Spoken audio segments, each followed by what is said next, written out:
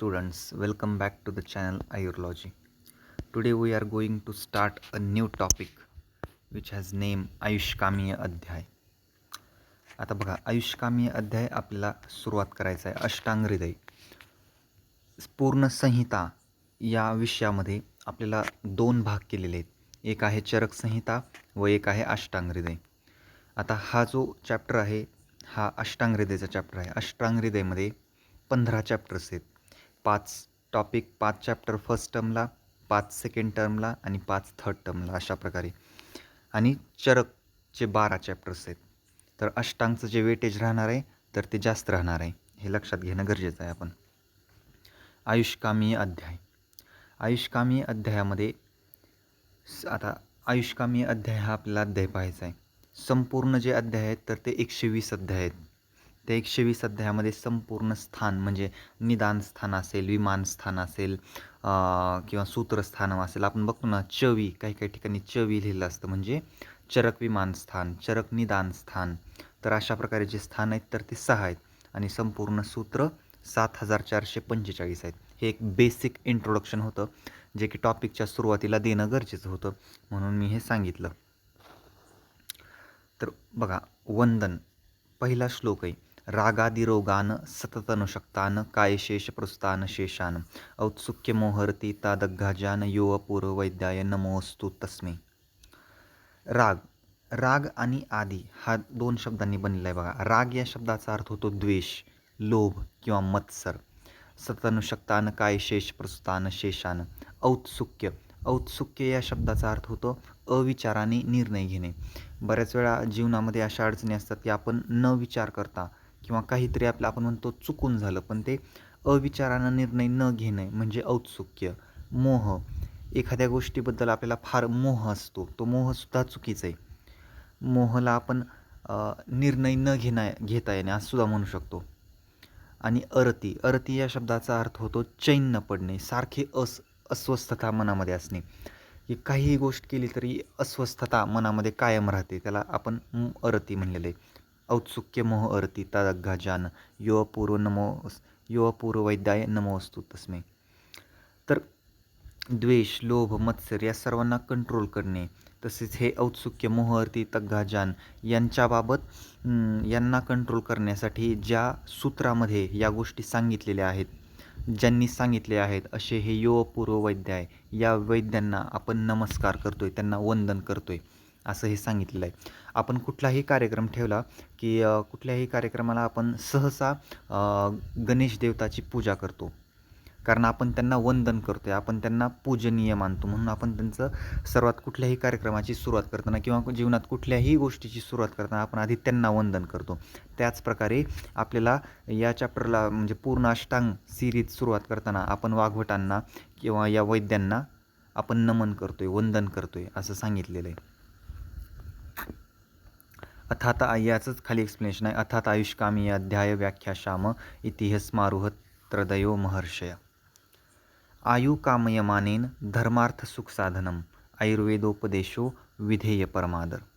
बघा ना, जो व्यक्ती आयुची कामना करतोय, ज्याला वाटतं की माझी आयु ही स्वस्थ आणि सुंदर राहावी, तर तो व्यक्ती आयुकामयमानेन, जो आयुची कामना करतोय. आपल्याला माहीत आहे की आपल्या जीवनाचे जे उद्दिष्ट आहेत तर ते चतुर्विध पुरुषार्थ आहेत. ते म्हणजे धर्म, अर्थ, काम आणि मोक्ष. मग हे चतुर्विध पुरुषार्थ आपल्याला मिळवण्यासाठी आपल्याला धर्म, अर्थ, सुख, त्यासोबत त्या साधनांची गरज आहे. आणि या अशा आयुर्वेदामध्ये ज्या गोष्टींमध्ये या चतुर्विध पुरुषांचा उल्लेख केलेला आहे, धर्म, अर्थ, काम, मोक्ष, हे मिळवण्यासाठी ज्या आयुर्वेदोपदेशो विधेय परमादर, ज्यामध्ये या गोष्टींचा आपल्या आयुर्वेदामध्ये उपदेश केलेला आहे, म्हणजे आपल्याला ॲडवाईस दिलेली आहे, अशा व्यक्तीबद्दल आपण परमादर म्हणजे परम आदर बाळगला पाहिजे, असं सांगितलं गेलेलं आहे.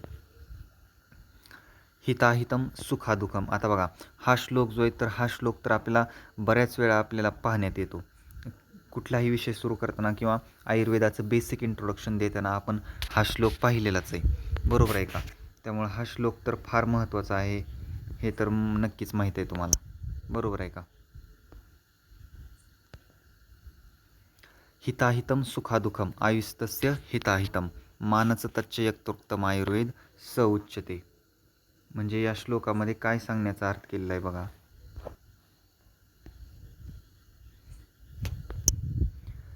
हित व अहित हा जो शब्द आहे हिताहितम हा 2 शब्दांनी बनलेला आहे. एक आहे हित आणि एक आहे अहित. सुखदुःखम आयुस्तस्य हिताहितम मानच तच्च यत्रोक्तम आयुर्वेद स उच्यते. ज्या आयुर्वेद शास्त्रामध्ये हितकर तसेच अहितकर, सुखकर तसेच दुःखकर या आयुबद्दल आपल्याला या गोष्टींबद्दल उपदेश केलेला आहे. तसेच त्यांचं मान म्हणजे प्रमाण सांगितलेलं आहे. मान म्हणजे इथं प्रमाण येते. त्या अशा आयुर्वेद शास्त्राला यत्रोक्तम आयुर्वेद स उच्यते. हे इतकं पवित्र शास्त्र आहे ज्या शास्त्रामध्ये तुम्हाला हितकर व अहितकर, सुखकर तसेच दुःखकर आयुबाबत निर्देश केलेला आहे. तर ते म्हणजे आयुर्वेद शास्त्र. ही आयुर्वेदाची डेफिनेशन आहे. आता अष्टांग आयुर्वेद. आपल्या आयुर्वेदाच्या ज्या आहेत तर ते 8 भाग आहेत किंवा 8 प्रकार आहेत असं म्हणायला हरकत नाही. त्यालाच आपण अष्टांग आयुर्वेद म्हणलेलं आहे. ज्याचे 8 भाग आहेत ते म्हणजे अष्टांग. काय बालग्रह ऊर्ध्वांग्य शल्यद्रष्टा जरावर्षान. काय चिकित्सा, काय चिकित्सा, बालचिकित्सा, ग्रहचिकित्सा, ऊर्ध्वांग्य चिकित्सा, शल्यचिकित्सा, द्रष्टा चिकित्सा, जरा चिकित्सा व वाजीकरण. बघा एक एक आपण पाहूयात. सर्वप्रथम आहे काय चिकित्सा. तर काय चिकित्सा जी आहे, काय चिकित्सा म्हणजे आपण मॉडर्नमध्ये याला म्हणतो MD फिजिशियन. जो MD आहे, ज्याचं मेडिसिनमध्ये MD झालेलं आहे, तर तो काय चिकित्सा आहे. म्हणजे साधारणपणे तो संपूर्ण गोळ्यांबाबत त्याला जो फार सगळी नॉलेज आहे त्याबाबत त्याला आपण म्हणतो काय चिकित्सा. दुसरा आहे बालचिकित्सा. बालचिकित्सा म्हणजे स्त्रीरोगतज्ञ व पेडियाट्रिक्शन, त्याला आपण बालचिकित्सा म्हणतो. जेव्हाही आपण हॉस्पिटलमध्ये जातो तेव्हा हॉस्पिटलमध्ये फार वेगवेगळे सेक्शन्स केलेले असतात. हे डिलिव्हरी सेंटर आहे, हे IVF सेंटर आहे, हे प्रसूती केंद्रशास्त्र आहे, हे पेडियाट्रिशियन आहे. हे अशा प्रकारे आपण विभागणी केलेली असते. तर ते तशाच प्रकारे बालचिकित्सा म्हणजे आपण आपल्या घरात जर लहान बाळ असेल आणि ते लहान बाळ जर आजारी पडलं तर आपण सहसा MD मेडिसिनकडे न नेता आपण पेडियाट्रिक्स जो डॉक्टर आहे किंवा ज्याला बालरोगतज्ञ व स्त्रीरोगतज्ञ आहे आपण त्यांच्याकडे नेतो. कारण त्या व्यक्तीला त्या गोष्टीबाबत चांगली माहिती, चांगले बारकावे माहीत असतील, जेणेकरून ती चिकित्सा जी आहे तर ती साध्य होईल, व्यवस्थित होईल. तिसरी चिकित्सा आहे ग्रहचिकित्सा. आता इथं ग्रह या शब्दाचा अर्थ ॲक्च्युअलमध्ये ते वरी आकाशातील असलेले ग्रह अशातला भाग नाही. ग्रहचिकित्सा म्हणजे सायकोलॉजी, तुमची मानसचिकित्सा करायची. आपण म्हणतो एखादा पेशंट वेड लागले त्याला किंवा त्याला पागलखान्यात नेलेलं आहे, तर पागलखान्यात त्याला ट्रीट करण्यासाठी सायकोलॉजिस्ट असतात किंवा कुठल्याही गोष्टीबाबत आपल्याला गाईड करण्यासाठी एखादा सायकोलॉजिस्ट, आपण म्हणतो ना सायकोलॉजी हा विषय, सायकोलॉजी स्टडी करणारा सायकोलॉजिस्ट. मग आपल्याला या पूर्ण मनाची ग्रहचिकित्सा, मनाची दिशा समजून घेण्यासाठी जो विषय दिलेला आहे तर तो आहे ग्रहचिकित्सा. चौथा विषय आहे तो म्हणजे ऊर्ध्वांगी चिकित्सा. ऊर्ध्वांगी चिकित्सा या शब्दाचा अर्थ होतो की बाबा ENT, आपण म्हणतो ENT स्पेशलिस्ट म्हणजे इयर, नोज आणि थ्रोट या 3 गोष्टीबाबत जो स्पेशालिस्ट आहे, ज्याची चिकित्सा योग्य आहे, तर तो आहे ऊर्ध्वांगी चिकित्सा. ऊर्ध्व या शब्दाचा अर्थ होतो किंवा वरती. आता आपले जे कान, नाक, डोळे आहेत तर ते वरती आहेत ना, मग त्यामुळं ऊर्ध्वांगी हा शब्द पडला आहे. म्हणजे ENT मॉडर्न भाषेत जर बोलायचं झालं तर ENT, जो ENT स्पेशालिस्ट आहे त्याला ऊर्ध्वांगी चिकित्सा म्हणलं जातं. ठीक आहे.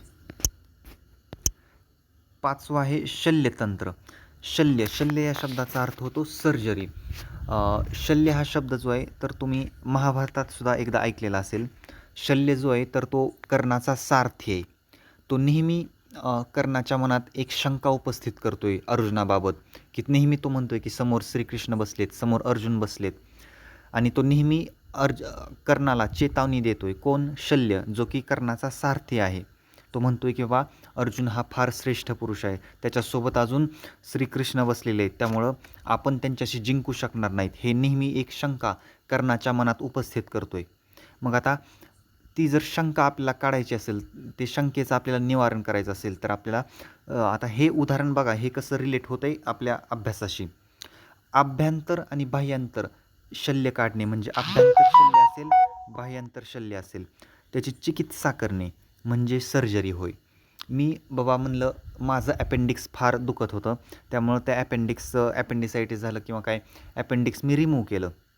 तर ती झाली आभ्यंतर शल्य, म्हणजे मी माझ्या आतमधलं शंकेचं निवारण केलं, म्हणून त्याला शल्यचिकित्सा असं म्हणतो आपण. ज्याच्यामध्ये शल्य म्हणजे साधी गोष्ट सर्जरी. ठीक आहे. हां. 6वी आहे द्रष्टा चिकित्सा. द्रष्टा याचा शब्दार्थाचा अर्थ आहे दंश, पॉइझन. तुम्हाला जर साप चावला असेल किंवा मला ॲक्च्युअलमध्ये टॉक्सोलॉजी असं म्हणायला हरकत नाही, तर द्रष्टा चिकित्सा म्हणजे ज्याच्यामध्ये पॉइझन्स अँड ऑल दॅट थिंग्सशी डील केलं जातं, त्याला आपण द्रष्टा चिकित्सा असं म्हणतो. 7वी आहे जरा चिकित्सा. जरा चिकित्सा म्हणजे शरीर हे जर्जर झालेलं आहे. जरा हा शब्द जर्जर या शब्दापासून आलेला आहे. जसं जसं वय उतरते तसं तसं सगळ्यात पहिल्यांदा बाल्यावस्थापासून परत नंतर तरुणावस्थानुसार परत वृद्धावस्था. तर त्या वृद्धावस्था म्हणजे जरा चिकित्सा. त्या वृद्धाला रसायन, जरा म्हणजे रसायन देऊन पहिल्यासारखं आणखीन नवीन तारुण्य देणे म्हणजे जरा चिकित्सा असं म्हणलेलं आहे. आणि 8वं आहे शल्य, आपलं वाजीकरण. वाजीकरण या शब्दाचा अर्थ होतो ॲफोर्डोशियाक किंवा सेक्सॉलॉजिस्ट. तर हे होतं अष्टांग आयुर्वेद. या अष्टांग आयुर्वेदबाबत 8 सेक्शन्स दिलेले होते. आता आपण आयुर्वेदाबाबत नेमकं हे तर शिकलो की आयुर्वेद काय, आयुर्वेदाची परिभाषा काय.